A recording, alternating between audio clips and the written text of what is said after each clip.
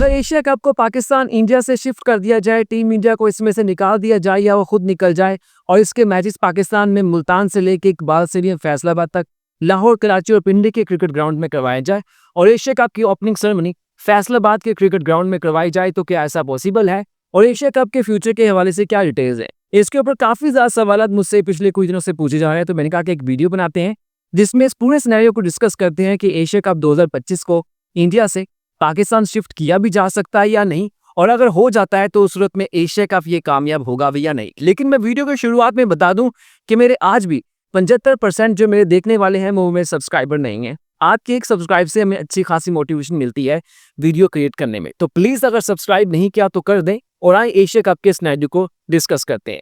तो बेसिकली बात यह है कि 2025 के एशिया कप की मेजबानी इंडिया ने करनी है। 27 के वर्ल्ड कप की जो एशिया कप है, एशियन वर्ल्ड कप ही कह ले, उसकी मेजबानी बांग्लादेश ने करनी है और 29 वाला है उसकी मेजबानी पाकिस्तान ने करनी है। अब यहाँ पे सिनेरियो ये है कि इंडिया में एशिया कप है, पाकिस्तान इंडिया का पहले से एग्रीमेंट है, उसकी वजह से पाकिस्तान इंडिया जाके नहीं खेलेगा और इंडिया एशिया कप को अब किसी न्यूट्रल वेन्यू पे शिफ्ट कर रहा है। यही वजह है कि एशिया कप को इंडिया से यूएई में शिफ्ट किया जा रहा है। लेकिन अभी इंडिया में काफी अजीबोगरीब बातें की जा रही है उनकी मीडिया में, जिसके बाद कहा जा रहा है कि शायद टीम इंडिया एशिया कप में हिस्सा न ले। अगर फॉर एग्जाम्पल एशिया कप में टीम इंडिया हिस्सा नहीं लेती तो फिर इसको यूएई में करवाने की कोई दिक्कत नहीं रहती, कोई प्रॉब्लम नहीं आती। उस वक्त में फिर एशिया कप को पाकिस्तान में करवाया जा सकता है ना, क्योंकि बाकी टीम्स बांग्लादेश है, श्रीलंका है, अफगानिस्तान है, इसके अलावा यूएई की टीम है। हो सकता है कि छठी टीम के तौर पे नेपाल को, ओमान को या फिर हांगकांग की किसी टीम को ऐड कर लिया जाए।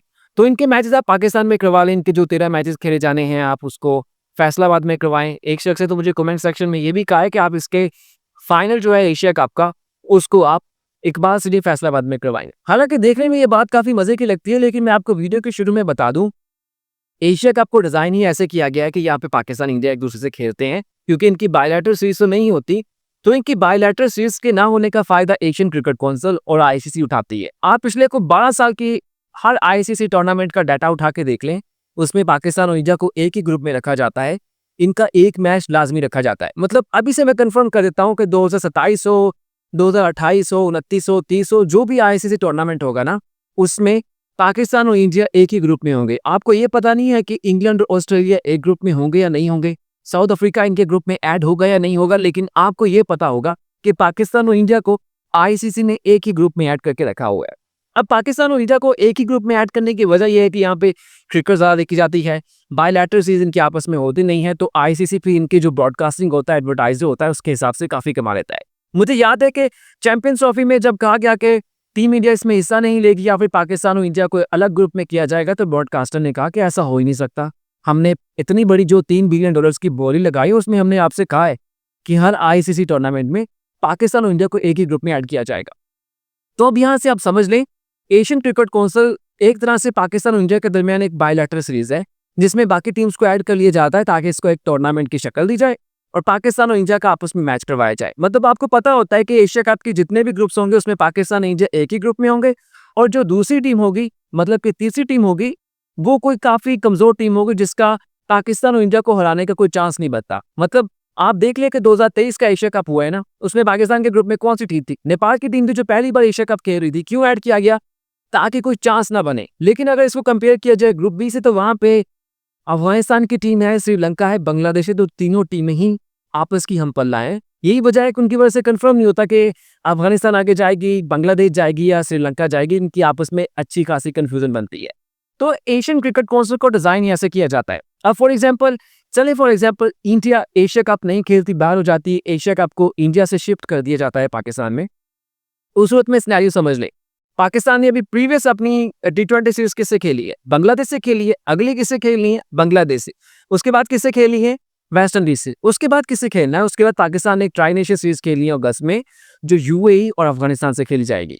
उसके बाद पाकिस्तान ने नवंबर में श्रीलंका को अपने होम वेन्यूज पे होस्ट भी करना है। तो मतलब इंडिया के अलावा जो बाकी 3 एशियन टीम्स हैं, जिसमें बांग्लादेश है, श्रीलंका है और अफगानिस्तान है, उनके साथ पाकिस्तान 2 के साथ खेल चुका होगा और तीसरे के साथ एशिया कप के बाद खेलेगा। मुझे ईमानदारी से बताएं, इन टीमों के साथ अगर पाकिस्तान के वेन्यूज पे मुकाबले होंगे तो क्या आप देखने जाएंगे? नहीं देखने जाएंगे, मैक्सिमम फाइनल देखने चले जाएंगे। लेकिन एशिया कप में ना तो एडवर्टाइजर आएगा और ना ही ब्रॉडकास्टर आएगा, मतलब ज़्यादा पैसा नहीं देगा, ज़्यादा इसमें पैसे नहीं बनाए जाएंगे। और यही सेम सिनेरियो पाकिस्तान का होता है। For example India Asia cup करवाता है, पाकिस्तान उसमें नहीं है।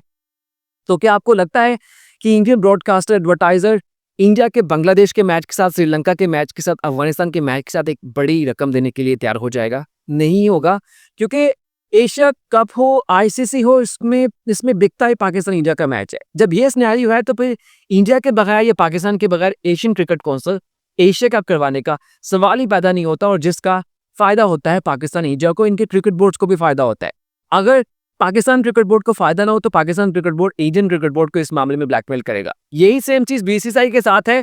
अगर उसको फायदा नहीं है, उसे लगता है कि पाकिस्तान क्रिकेट बोर्ड को फायदा है ना, तो वो भी पाकिस्तान को ब्लैकमेल करेगा इस मामले में, बल्कि वो खेलने से ही इनकार कर देगा, क्योंकि उनको फायदा नहीं होगा। तो भाई वो एशियन क्रिकेट काउंसिल को, आईसीसी में वो खेलते हैं और खेलते रहेंगे।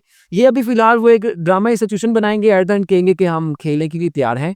तो फॉर एग्जाम्पल हम मान लेते हैं कि टीम इंडिया एशिया कप से बॉयकॉट कर देती है, बाहर निकल जाती है, तो उस सूरत में एशिया कप नहीं हो पाएगा। अगर आप इसको पाकिस्तान में करवा भी लेते हैं तो उसको वो पॉपुलैरिटी मिलेगी नहीं, इसको लोग देखने के लिए नहीं आएंगे, क्योंकि एशिया कप में पाकिस्तान इंडिया को एक ग्रुप में रखना है। इनके 2 मैचेस कम से कम लाजमी होने हैं। मतलब हर साल आईसीसी ने एक मैच तो करवाना है ना। मतलब 21 में पाकिस्तान इंडिया का मैच टी20 में हुआ है, 22 में फिर टी20 में हुआ है, 23 में इनका वनडे वर्ल्ड कप में हुआ है, 24 में फिर टी20 का हुआ है, 25 में चैंपियंस ट्रॉफी का हुआ है।